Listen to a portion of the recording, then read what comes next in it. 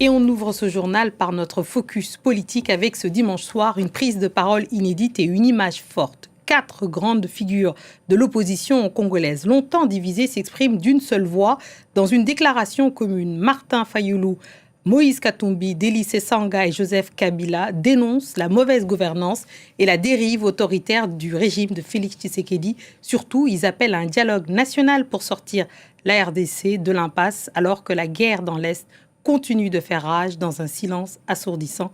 Que peut encore la politique face à la violence armée? Quelle responsabilité les autorités congolaises, le Rwanda, de la communauté internationale? Martin Fayulu, figure de l'opposition, un candidat malheureux à la présidentielle de 2018, est notre invité.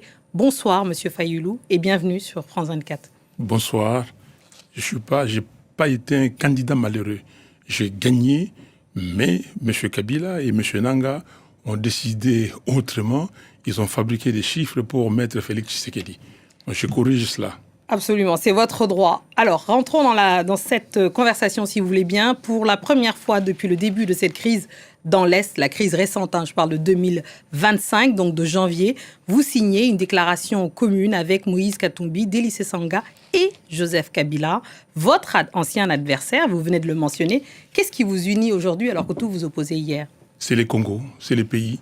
C'est la paix au Congo, c'est la sécurité au Congo, c'est l'envie, le besoin pressant d'arrêter des tueries, des massacres des Congolais. Et c'est ça qui me fait signer avec Joseph Kabila, Délicé Sanga, Moïse Katumbi. Et demain, je pourrais signer avec Félix Tshisekedi s'il décide que nous nous mettons ensemble pour discuter, parler de la vérité, se réconcilier et à mettre en place la cohésion nationale au Congo. Vous appelez à un dialogue national, vous parlez de causes internes de la crise, comme la mauvaise gouvernance ou la restriction, je signe à la restriction des libertés. Est-ce une manière de dire que le gouvernement congolais porte une part de responsabilité dans l'enlisement de cette crise dans l'Est? Une grande part de responsabilité. Un gouvernement, s'il est mis en place, c'est pour résoudre le problème du pays. Mais si le gouvernement s'occupe à enrichir ses membres, à enrichir le membre des familles, ce n'est pas un gouvernement. Si un gouvernement ne s'occupe pas de la sécurité de son peuple, de l'intégrité territoriale, ce n'est pas un gouvernement. Néanmoins, est-ce que vous avez été approché pour entrer dans un gouvernement d'union nationale si c'était proposé? Et si c'était proposé, est-ce que vous accepteriez? Non, je n'ai pas été... je dois être clair, on m'a sollicité pour rencontrer M. Kolongele et Bérande, c'est lui qui consultait les gens pour ces gouvernements d'union nationale. Je dis que non, je ne pouvais pas accepter parce que je souhaite que les évêques catholiques et les pasteurs protestants réunis ensemble dans leur initiative de pacte social pour la paix et le bien vivre ensemble. Et donc, je souhaite que ces pactes, cette réunion ait lieu pour que nous puissions parler des problèmes du pays. Le président Tshisekedi, de son côté, affirme vouloir mettre fin à la guerre avec l'appui des États-Unis et du Qatar. Vous parlez-vous de négociations opaques avec le Rwanda et la présence de forces étrangères sur le sol congolais? Que savez-vous exactement des accords en cours et que redoutez-vous exactement? On ne sait pas grand-chose, si ce n'est la déclaration des principes que nous avons vus. Et ce que nous nous disons, c'est très clair. Toute initiative tendant à amener la paix, la sécurité en RDC et dans la région des Grands Lacs, nous sommes d'accord. Il y en a plusieurs aujourd'hui. Il y a Doha, il y a les évêques catholiques et protestants, les pasteurs protestants, il y a l'Union africaine et il y a Washington. Mais est-ce que ces initiatives ne peuvent pas se fondre en une avec tout le monde ensemble pour, sous la facilitation, le leadership des évêques et des pasteurs congolais pour qu'on trouve la solution? Kinshasa accuse de son côté Joseph Kabila d'être lié à l'Alliance Fleuve Congo, la plateforme dont fait partie le M23. Vous, Martin Fayulu, vous vous engagez aux côtés de lui dans ce communiqué. N'y a-t-il pas là une contradiction? Est-ce que vous cautionnez tout simplement ce qu'on lui reproche? Mais je n'en sais rien. Kinshasa, en tout cas, vous voulez parler de monsieur Félix Tshisekedi.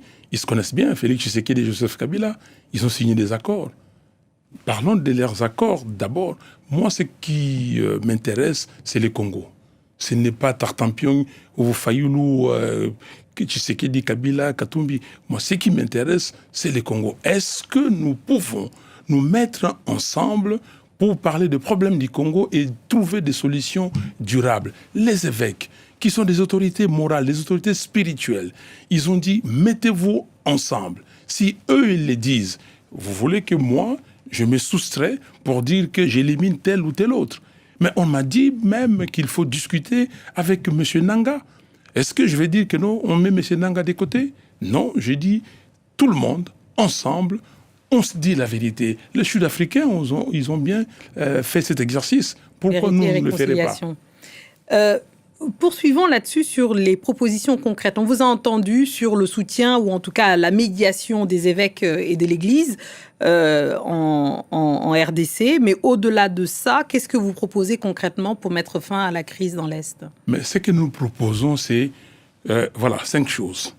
On se met d'accord sur ce que nous appelons la réunion sur la vérité, réconciliation et cohésion nationale, qui va discuter d'abord comment mettre fin à la guerre, comment recouvrer l'intégrité territoriale du pays. 2, comment arrêter la gabegie financière, les trains de vie élevés de l'État pour récupérer l'argent et alimenter l'armée et le projet social pour alléger la misère du peuple. 3, comment arrêter avec les violations systématiques des droits humains. 4, comment demain avoir des élections crédibles, c'est-à-dire comment faire des réformes. Et 5, enfin, comment vivre en paix dans la sous-région. Comment faire à ce que les Congo et les autres pays de la sous-région, nous avons 9 pays voisins, comment assurer ces vivre ensemble paisible. Merci beaucoup Martin Fayoulou d'être venu dans ce journal de l'Afrique. Merci infiniment. C'est moi qui vous remercie. Merci. C'est un nouveau